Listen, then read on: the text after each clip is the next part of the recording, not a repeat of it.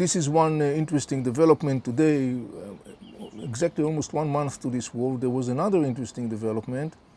At the same time, the United States of America formally announced that it has sent a nuclear submarine to the region. And that has to do with the largest, I would say it has to do with the US policy vis-a-vis this whole crisis, this whole war.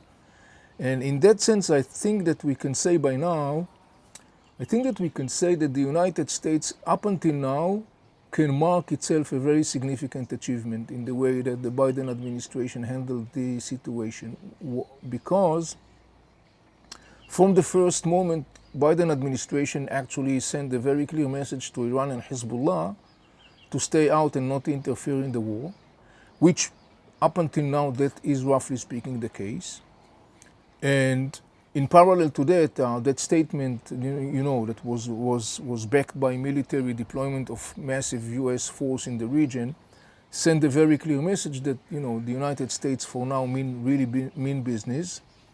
And I think that as of now, the United States can definitely say that it has been achieving a very significant achievement, meaning that it was able to, I would say rehabilitate, it's the right word, rehabilitate its image as the leading superpower. Because when you look today at the region, in the end of the day, you see the major international player in the end of the day that is engaged with this story of the war is the United States of America, not Russia, not China. And so from the US perspective, up until now, the United States of America can mark a very significant achievement.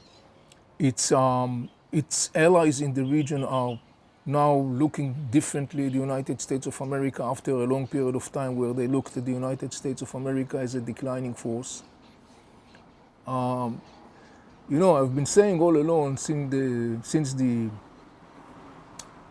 famous speech by President Biden in the beginning of the war when he made this famous, word addressing the Iranian and the Hezbollah and said to them one word, don't. And I was talking about the issue of the concept of projection of power. And I think that right now, a month into this war, we can definitely see that the United States was able to project power, meaning in the sense that the bottom line of this US policy is that up until now, as I said, Hezbollah and the Iranians are deterred. They have not entered full steam ahead to this war.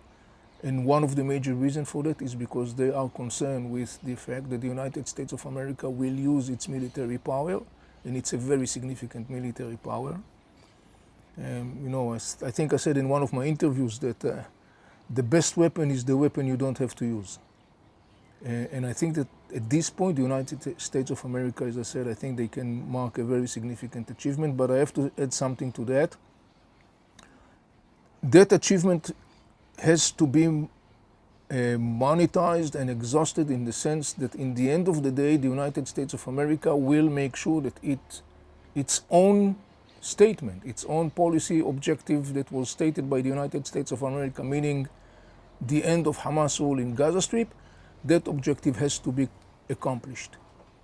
Because otherwise, if that objective is not being accomplished for whatever the reason, that is going to compromise the United States achievement, and it's going to be a kind of like, backlash on the United States strategic interest and its position in the region. So I think it's very important to emphasize that yes, right now the United States can mark a very significant strategic achievement, but completing the achievement has to be done while completing the political, the overarching objective, and that is to end Hamas rule over Gaza Strip. And in that sense, by the way, I think that the United States of America as of now did something very significant. They were able clearly to bring to its side major Arab players, the Saudis, the Egyptians, the Jordanians, who are openly siding with the United States statement that Hamas rule in Gaza Strip has to come to an end.